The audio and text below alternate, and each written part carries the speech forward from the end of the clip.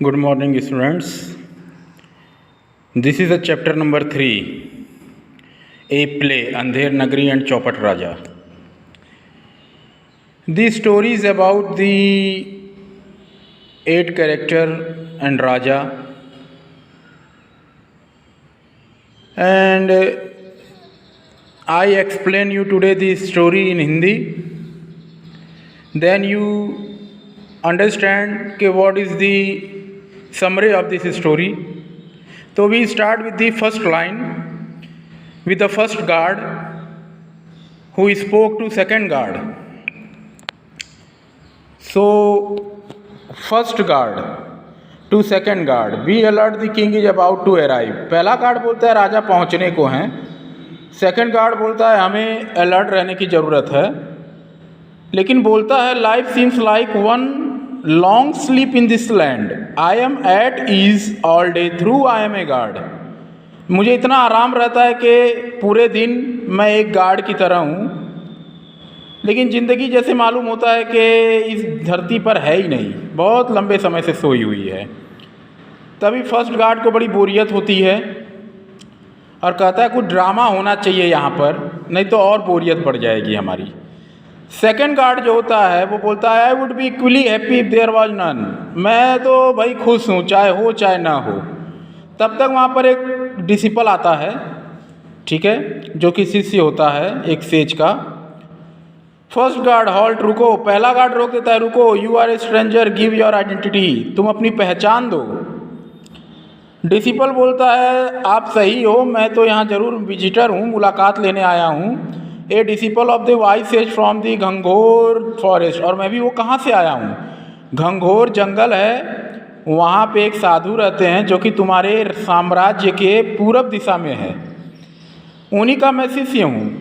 First guard बोलता है what brings you here, तुम यहाँ क्यों आए हो. वो कहता है कि यहाँ पर मैंने बहुत अच्छी चीज़ें सुन रखी हैं कि I have heard amazing things about this kingdom of Andheri Nagari and the great king चौपट. मैंने यहाँ अंधेर नगरी के बारे में और यहाँ के राजा के बारे में बहुत सारी बातें सुन रखी हैं.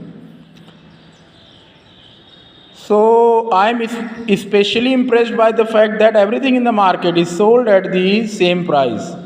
कि जो भी चीज़ें यहाँ पर बिकती हैं वो एक ही कीमत पर बिकती हैं. नो कॉम्प्लिकेशन, उसमें कोई झंझट नहीं है. First guard you have heard right, तुमने सही सुना है. हमारी धरती पर you can by the most rich and delectable sweets, तुमको अच्छी और सबसे बढ़िया चीज़ें मिलेंगी, मिठाई भी मिलेगा, वो भी एक समान कीमत पर.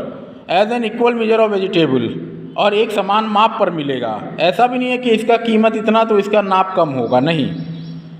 टका शेर भाजी टका शेर खाजा, अगर टका शेर भाजी मिलेगा तो टका शेर खाजा भी मिलेगा, इसमें कोई डाउट नहीं है. I am quite happy about it, makes life easy, मैं इसके बारे में बहुत खुश हूँ, ज़िंदगी को आसान बनाता है. डिसिपल कहता है so it would be a good idea to settle in this land. तो कहता है एक अच्छा तरीका है कि यहाँ पे मैं भी सेट हो जाऊँ, क्योंकि यहाँ पे कुछ इंटरेस्टिंग फैक्ट हैं.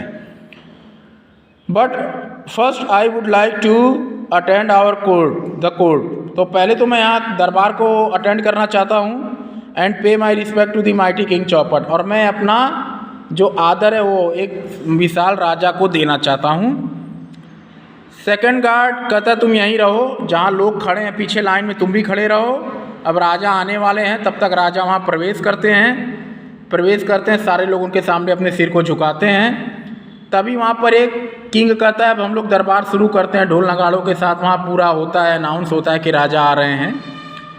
तभी किंग क्या कहते हैं लेट द कोर्ट बिगिन, चलो हम लोग अब दरबार शुरू करते हैं. तब तक वहाँ पर एक चोर आता है दौड़ते हुए और कहता है कि हमको न्याय दो, जस्टिस. तो राजा पूछता है कि क्या हुआ. तो वो चोर कहता है कि हम एक घर में चोरी करने गए थे, हम लोग बहुत ईमानदार चोर हैं, मेरा एक दोस्त है. तभी जहाँ जिस मर्चेंट के घर में हम चोरी करने गए थे वहाँ पर हम जब देखा कि दीवार में एक होल है, तो मेरा जो दोस्त है उस होल के थ्रू वो पियर्ड मीन्स होता है झांकना शुरू करता है. तभी दीवार कोलैप्स हो जाती है, वो मर जाता है. तो मुझे न्याय चाहिए. तो राजा जो है वो उसको बुलाता है मर्चेंट को. मर्चेंट कहता है माफ़ करिएगा, ज़रूर उसकी मौत हुई है, लेकिन जो बना था वो मोर्टार जो बनाने वाला है ब्रिक लेयर, उसकी कमी है, उसको बुलाइए। तो ब्रिक लेयर को बुलाता है, ब्रिक लेयर को बुलाता है तो कहता है ले जाओ इसको फांसी दे दो। तो ब्रिक लेयर माफ़ी मांगता है, कहता है मेरी गलती नहीं, मोर्टार वाले की गलती है क्योंकि उसने इस तरह का बनाया था। फिर राजा समन भेजता है मोर्टार वाले को, मोर्टार वाले को बुलाया जाता है, मोर्टार वाला भी माफ़ी मांगता है, कहता है मेरी गलती नहीं है, ठीक है, ये पॉटर की गलती है क्योंकि उसने ज़्यादा मतलब ब्रॉड टाइप का बना दिया था जिसमें मसाला ज़्यादा घुल गया, पानी ज़्यादा पड़ गया, ये सब हुआ। पॉट वाले ने कहा कि मैंने सुना इसके बारे में, मुझे दुख भी है, लेकिन ये मेरी गलती नहीं है, ये गलती मनी लेंडर की बेटी की है जिसने मेरे ध्यान को भटका दिया उसके खन खन उसके आभूषणों की आवाज़ ने। फिर जो किंग कहता है कि जाओ मनी लेंडर की बेटी को ले आओ, उसको फांसी पर चढ़ाओ क्योंकि लाइफ के बदले लाइफ ही होगी। तब जाते हैं द्वारपाल, मनी लेंडर और मनी लेंडर की बेटी दोनों आते हैं। मनी लेंडर कहता है मेरी बेटी को छोड़ दीजिए, अगले मंडे उसकी शादी, अगले हफ्ते उसकी शादी होने वाली है। डॉटर कहती है पिताजी डरने की ज़रूरत नहीं है, इसमें मेरी गलती नहीं है, ये गोल्ड स्मिथ की गलती है। गोल्ड स्मिथ ने मुझे ऐसा उसी समय बुलाया जिस समय वो पॉटर उसको बना रहा था पॉट को, और इसमें मेरी गलती नहीं है, ठीक है। तो जिस समय बुलाया उस समय मैं गई। अब वो कहता है कि गोल्ड स्मिथ को लेके आओ और उसको फांसी पर चढ़ाओ। गोल्ड स्मिथ कहता है दया करिए, मेरे बीवी बच्चे हैं, इसमें मेरी क्या गलती है, मैं तो आपके ही आदेश का पालन कर रहा हूँ। आपकी वाइफ का जो है महारानी का, उनका मैं जेवरात इस मैडम का जो मनी लेंडर की जो बेटी है इसके आभूषणों को किनारे करके मैं आपकी मतलब महारानी के आभूषणों को मैं बना रहा था, तो इसमें मेरी गलती नहीं है। और उसी समय जो है वो वहाँ से गई, तो इसमें मेरी गलती नहीं है। किंग कहता है नहीं नहीं, ज़िंदगी के बदले ज़िंदगी, तुमने गलती की है, तुम्हें इसकी सज़ा मिलेगी, ले जाओ और इसको फांसी पे लटका दो। तभी हैंगमैन को बुलाया जाता है और द्वारपाल उसको ले जाते हैं लटकाने के लिए। तभी हैंगमैन दौड़ते हुए आता है, राजा को कहता है, राजा ने कहा ये क्या, तुमने मेरे आदेश की अवहेलना की, फांसी क्यों नहीं दिया उसको अभी तक, जाओ जाओ और उसको फांसी दो। हैंगमैन कहता है क्षमा करिएगा महाराज, लेकिन जो ये नूज़ है मतलब जो फंदा, ये उसके गले में बराबर नहीं बैठ रहा है, तो इसके गले के नाप का नहीं है। तो राजा क्या कहता है, अब सुनिएगा। राजा कहता है यहाँ जितने भी लोग बैठे हैं जिसके गले में भी ये बराबर बैठ जाए उसको लटका दो, लेकिन होना चाहिए आज। सबका नाप लिया जाता है। अंत में वो जो फंदा है वो उस डिसिपल के गले में फिट बैठता है तो उसको ले जाया जाता है। डिसिपल कहता है बिल्कुल मुझे फांसी पर लटका दीजिए, ले जाया जाता है उसको लटकाने के लिए। लेकिन जब तक वो लटकाने को होता है उससे पहले वहाँ वो सेज पहुँच जाता है साधु, नहीं इसको छोड़कर मुझे लटका दिया जाए। तब ये होता है। फिर हैंगमैन जो होते हैं और द्वारपाल जो होते हैं वो लेके आते हैं सेज को कि देखिए ये वृद्ध आदमी आया, एक बूढ़ा सा आदमी, इसने रोक दिया, उसको फांसी नहीं देने दे रहा है। तो राजा पूछता है क्यों भाई इसको फांसी तुम नहीं देने दे रहे हो और क्यों तुम लटकना चाहते हो, उसको फांसी देने दो। कहता है नहीं फांसी मुझे ही चाहिए। राजा कहता है ऐसा क्या है कि तुमको ही फांसी पे लटकना है, ऐसे आज के दिन ही क्यों? तो बताता है बाद में कि ऐसा मैंने सुन रखा है कि जो आज के दिन ही आपके साम्राज्य में फांसी पे लटकेगा, अगले जन्म में वो राजा बन के पैदा होगा और लोग उसका इतिहास पढ़ेंगे।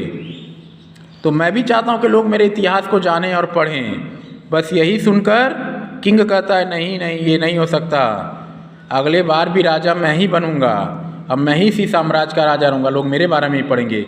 तो देखिए ये स्टोरी था। तो इसको आप लोग वीडियो मैं जो भेज रहा हूँ इसको ज़रूर देखिएगा, समझिएगा, नहीं समझ में आएगा तो आप लोग इसको पूछिएगा। Till then student, goodbye and take care.